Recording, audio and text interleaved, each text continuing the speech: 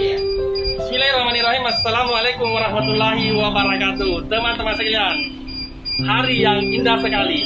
Pada hari ini saya kedatangan tamu restoran Selegram ya, yang lagi di belakang. Teman-teman sekalian, untuk Anda yang belum subscribe, dibantu subscribe Mustang Semesta ya, karena semua informasi-informasi tentang teman bus, tentang Transma Minasata, bakalan saya akan upload di sini. Subscribe Mustang Semesta.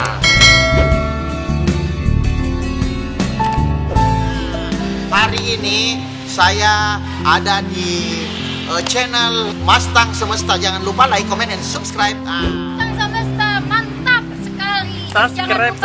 Subscribe Mustang Semesta ya. Kalau kalian udah suka subscribe, saya lempar di rumah. Subscribe memang ya.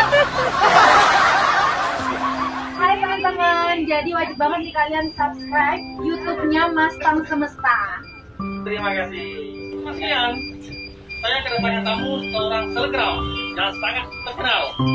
Sudah 900.000 followernya. Kita ngobrol-ngobrol sebentar ya.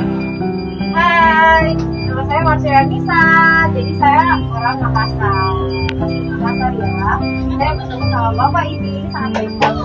Terus secara prinsipnya juga ramah, baik dan benar-benar baik.